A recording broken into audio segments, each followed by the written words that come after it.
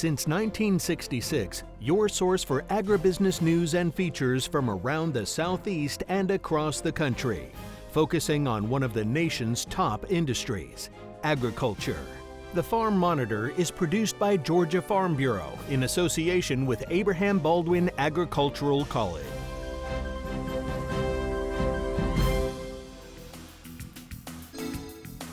All right, welcome to the program. Another Farm Monitor off and running without Ray DeLesio, who is off this week. His absence, though, the only change in format. We'll still begin everything like we always do, and that's with this, the show lineup. Coming up, after a season that pushed some Georgia pecan growers to the brink, why what happens next could determine who stays in the game. Also on the program, when the second in command at USDA makes a stop in Georgia, you know it matters. We'll tell you the reason behind the visit and why it's important right now. Plus, well, hey everybody, Ranger Nick. Coming up a little bit later, I'm hanging out in the Poultry House in Athens, Georgia. We're going to determine how efficiently this house is working. Is it sealed tightly to ensure the welfare of these birds? That and a whole lot more starts right now on the Farm Monitor.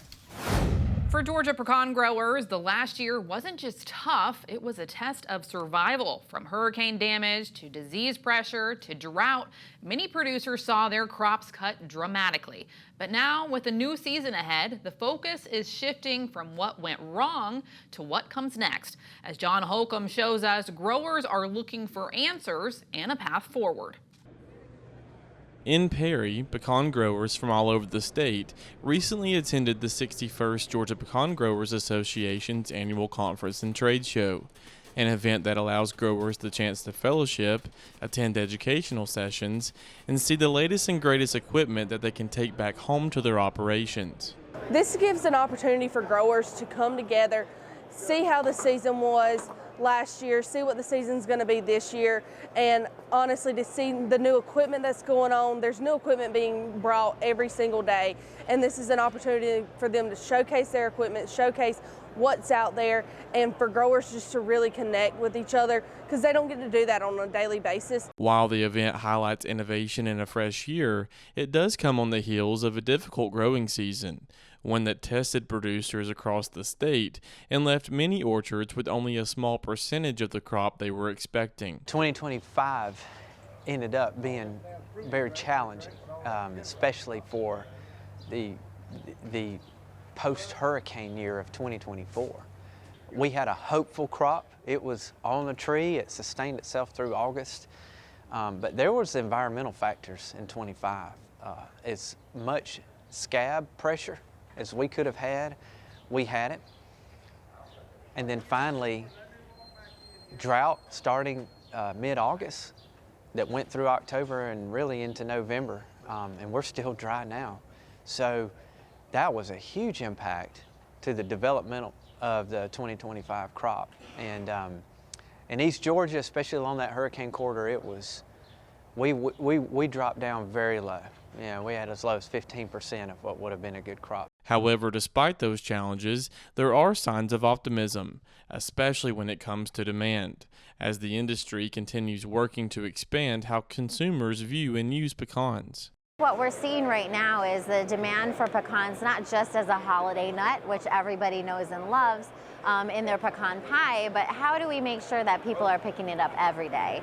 And part of that has to do with the nutritional benefits that are going on with pecans in general, whether it's good for your heart or we're exploring areas like skin health, and then making sure people understand that, again, it's not just a holiday nut, but it's really a nut for an everyday snack or other things, and that's what we're really starting to push with consumers right now. And as demand grows, so does the importance of global markets, where increased exports are not only opening new opportunities abroad, but also helping strengthen prices and stability for growers here at home.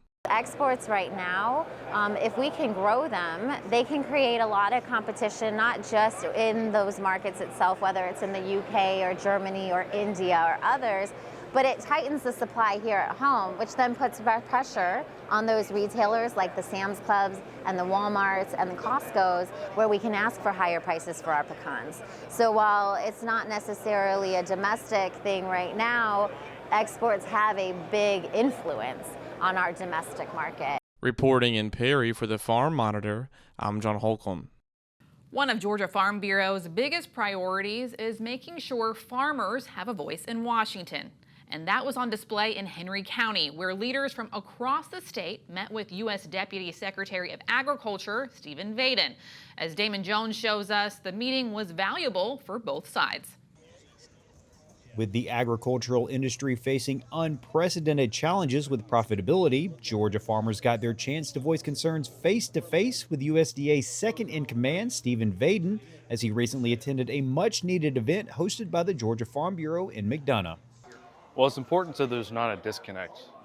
The Deputy Secretary can come down here and hear directly from our producers and farmers of what they're facing in their day-to-day operations, what issues do they see, what are the hurdles that does it take to provide food, fiber, and fuel for the rest of the country.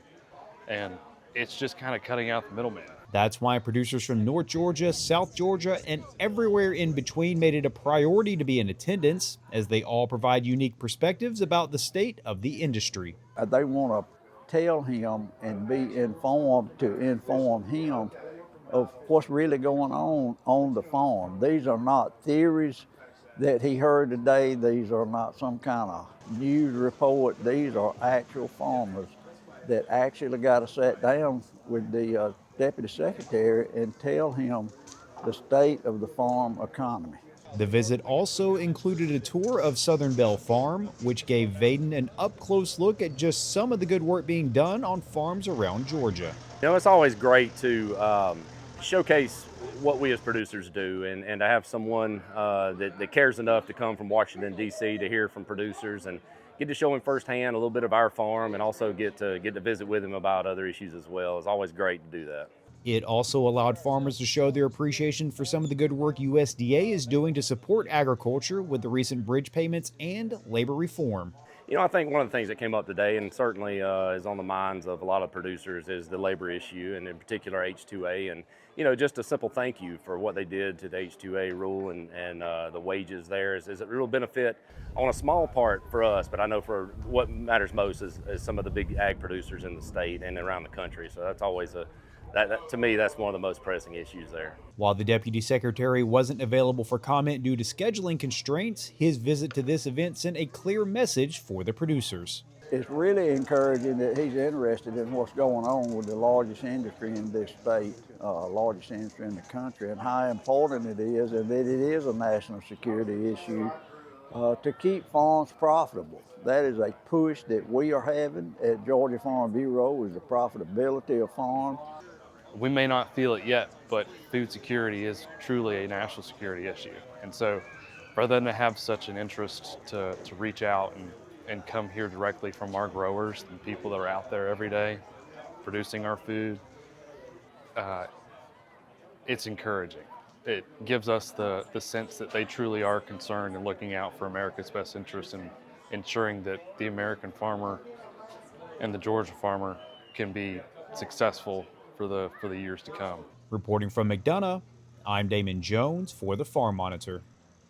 Well, hey everybody, raise your neck. You know, you're not going to believe the things that go on at UGA to ensure the well-being of those birds. I'm holding two tools that are used to collect some data. I'll explain the type of data that's being collected after the break.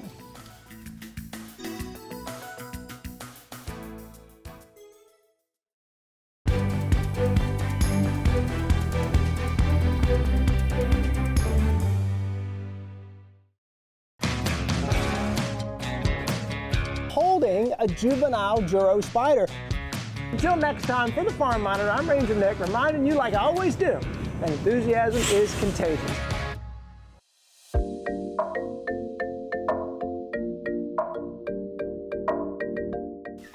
Well, this month I find myself in a poultry house in Athens, Georgia, part of the Department of Poultry Sciences teaching program, and one of the teachers, the professors there, is Dr. Brian Fairchild. Hey, Doc. Dr. Ferguson. Good to see you today. So, Dr. Fairchild specializes in poultry house management and the environment with which we're standing. We're around birds that are used in teaching. We've got some nets to keep them from hopping into other pens. But today I'm interested, we have a cold day outside, and I'm interested to know how efficiently this house is working, Doc. And you have I think, in your hand a particular tool that the folks at home might be interested in that measures thermal heat in this room? That's correct.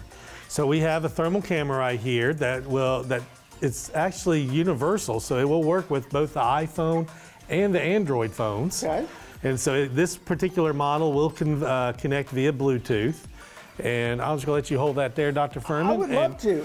And what you do with this is walk around in the house. That's correct. And on a day like today, and the folks at home can see the birds, of course they're emitting heat, you're gonna walk around in this house and you're gonna look for what, Dr. Fairchild? Well, typically we're gonna be looking at floor temperatures. If these birds were younger, I'd be really wanting to make sure we have a floor temperature of around 90 degrees Fahrenheit. And we'd be looking for just basically making sure that floor conditions was right for the birds. And those darker, that's okay. Those darker colors are telling me there's cold air coming into this house. That's correct. That is not a good thing. That's not. So what you're looking at there is an image that we shot earlier of this door, those darker shades indicating that cooler air coming in. Dr. Fairchild, if I don't have the fancy thermal camera on my smartphone to do that kind of detection, is there another device I can use? There it is. So one of the things we're going to do is use a magnehelic gauge, which is going to measure the pressure of the house. And so we've closed the house up completely. We're going to turn on our fan so we can generate a vacuum on the house, a negative pressure, and we're going to measure that negative pressure. And if it's a low pressure, it indicates that we have leaky areas, room for improvement. If we have a high pressure, and we're probably looking for something above 0.15 or higher, we're going to have a nice tight house with minimal leakage. And I would do this just right here. I know I'm at a door. Yeah. But I'm looking at that, those numbers that you shared. Yeah. I'm at, what is that saying? That's about a 0.02 right now. So it's a pretty leaky house. We got a lot of room for improvement. Swiss cheese over here in Athens. So we're gonna take this information, the thermal information. I wanna talk next about fans and fan speed, put all that together and calculate a value that's gonna talk about the efficiency of this house. So let's go there now.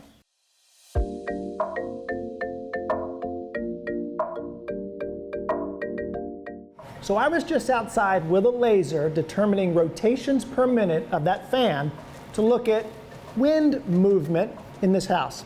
We already got some temperature data with the fancy thermal gauge. We've got some information as well about pressure, and I understand, Brian, we have some humidity data inside of this house as well. We have 4 pieces of information, and I have heard that we have a homework assignment related to an app that was developed by you and a colleague right here at UGA. Is that right? That's correct. So Mike Zarek and myself have part of our UGA Poultry Housing Lab, and we developed the Poultry 411 app about 5 or 6 years ago. It's got 5 calculators in it. Probably the 2 that get used the most are the minimum ventilation calculator and the poultry house leakage calculator. And today we're just going to take a quick look at the estimate leakage calculator here. And so we're going to type in, this app, by the way, is available. It's free, and it's available on both the Apple and the Android operating systems. So we're going to say our house is 500, it's a typical house, 500 feet long, 40 feet wide. We use the fan capacity that we tested outside. We know it's moving right around 18,000 CFM. What does that stand for? Cubic feet per minute. Okay. So that's how much air we're moving. Then we put in the pressure, and we were measuring a fairly low pressure, so it was a 0.05, and we're going to say calculate. And when it does this, it's going to give us an estimate of the total house leakage, and it's saying this is a very leaky house that we tested today. So there's 21 square feet of leakage in this house, or really the better way to look at it is we have roughly 1 square foot of leakage per 1,000 square feet of floor space in that house. So there's a lot of opportunities to tighten this house up so that when we turn on the fans, the air will enter through the inlets. We don't want it coming through the cracks and the holes or openings in the house. Right. We want it to come through the inlets so we can precondition that air and warm it up before it comes into contact with the birds. Dr. Fairchild, Thank you. I always learn something, and it's so neat to get together with a friend and do this. Well, y'all know what to do. Hop online, learn some more about poultry houses in your area, and while you're there, check out the Farm Monitor Facebook page and the Ranger Nick Facebook page to see what I've been up to. Until next time, for the Farm Monitor, I'm Ranger Nick, reminding you, as I always do, that enthusiasm is contagious, so pass it on. Y'all, thanks so much for watching. We'll see you right back here again, this time next month. See ya. Holding a juvenile Juro spider. Until next time, for the Farm Monitor, I'm Ranger Nick, reminding you, like I always do, that enthusiasm is contagious. And don't forget, if you missed any part of Nick's episodes or other stories on today's program, you can still see them in their entirety at our YouTube channel. From inspiring farmer profiles to deep agricultural insights, there's something for everyone, and the archive goes as far back as 2009. After the break, a McDuffie County dairy putting sustainability into practice.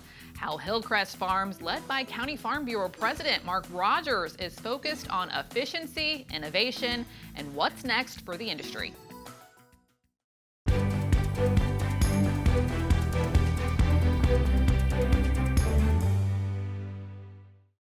We don't, as a state, require licensing or certification for the industry, for the professional industry, I should say. And obviously you have pesticide licensing and some others through the Department of Ag, but it's a very low barrier of entry to get into this industry. And what the GCLIP program and the Georgia Certified Plant Professional program do is it provides those standards. We have two programs, two rigorous programs, and they serve the green industry, particularly obviously across here in Georgia. I want to make sure that person coming onto my home or a business owner coming to the business knows what they're doing, that they're not going to apply pesticides incorrectly. They're not going to prune my shrubs and trees incorrectly, causing both, aesthetic and potentially economic damage to my property. So whenever I go to do an estimate, people always look at me like, do you really know what you're doing? And of course, they're hiring us and they want us to be able to tell them what needs to be done. So they want some sort of confidence that they are hiring a professional. And I make them feel better to say that I'm a Georgia Certified Landscape Professional administered through the University of Georgia. And there's only 350 of us in the state of Georgia. People who want to be true professionals, they can go to the GCLIP program, the Georgia Certified Plant Professional program, and learn more and keep in touch with the UGA trained people who are teaching the program and updating the program as well, so that they are the best of the best. They immediately, when they finish our program, they immediately see the results and also the understanding about not only the plants, but also the design, the maintenance practices, and different skills that we kind of support through the program. Finally this week, when you talk about leadership in agriculture, it doesn't always start under the Gold Dome. Sometimes it starts right on the farm. And McDuffie County Farm Bureau President Mark Rogers is doing both. Alongside his brother Andy, they've turned Hillcrest Farms into one of Georgia's premier dairy operations, known not just for production, but for progress. With a focus on efficiency, technology, and long-term sustainability, the farm is part of a national effort to help shape the future of the dairy industry.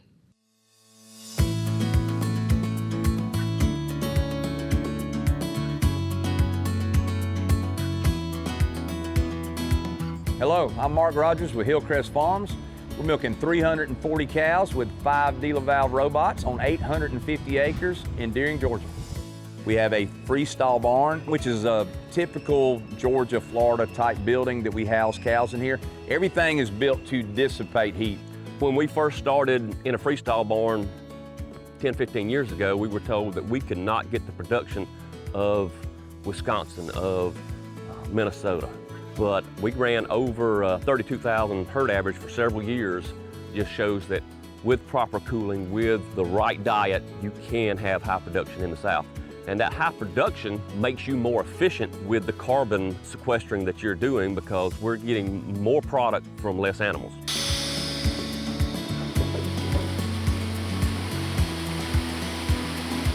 all the flush water, any water we cool cows with, all the water from the robots, everything goes into the same system. Everything is there, goes down with the manure. We use a lot of water when we flush. You know, we send about a 4-inch wall of water down each lane for about a minute 15 seconds. That water's gonna be coming down. So we're using that water, but that's all recycled water. We capture all the nutrients, all the manure on the farm. When we're flushing like this, it goes to the end, and the first step, we slow the slope down when it turns. By turning it and by engineering it with less slope, sand's heavy, it falls out immediately. We travel on down a 150-foot lane. At the end of it, it goes into one of two cells. And we actually upcycled used guardrail from the interstate system and basically built a giant colander for manure. So just like a spaghetti colander, the water drains out a weir wall through these guardrails and goes in a pipe and goes back in a pond. We actually have 2 ponds. It goes into the first pond, it settles, and then it goes to the second pond. Now the first pond, about every 3 years, we're gonna need to pump it down and probably haul some sludge out of the bottom onto the fields. The last pond tends to stay a lot cleaner. From there, the only moving part is the pump at the end, and there's a pump that can pump it back up to the 2 water towers at the upper end to flush the barn again. Most of the solid manures we haul to fields. We take it to all the other cropland, whether it's corn land, where we grow small grains and that kind of stuff. We have plenty of land to spread that on. We actually capture all the roof water off every building on the farm through a system of gutters, concrete gutters, and culverts in the ground.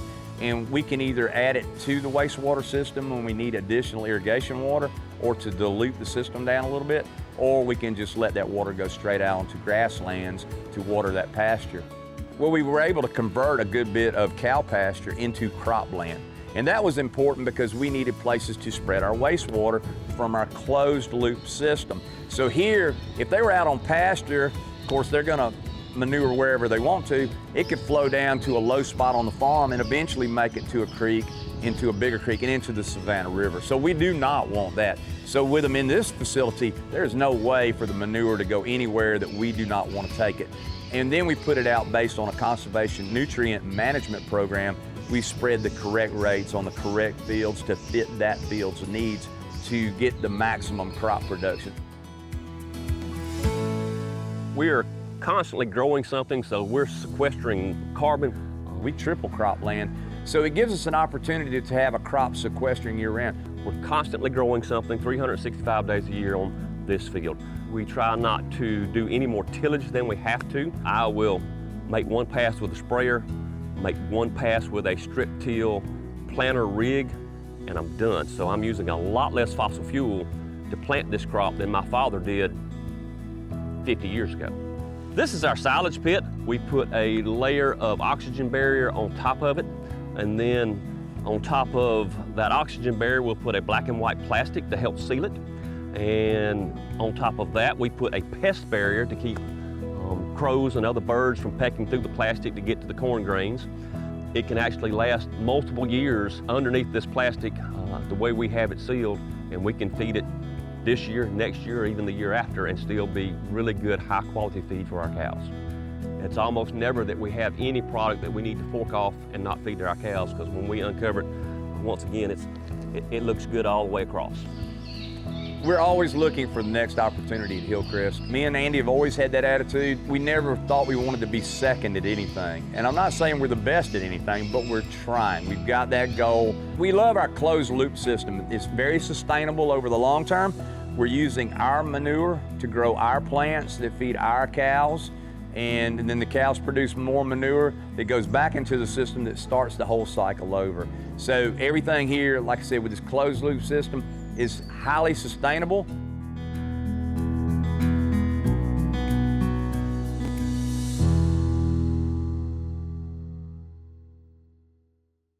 Unfortunately, that's our show for this week. From all of us here at the program to all of you, thanks so much for watching, and we'll see you again real soon for another Farm Monitor. Have a great week.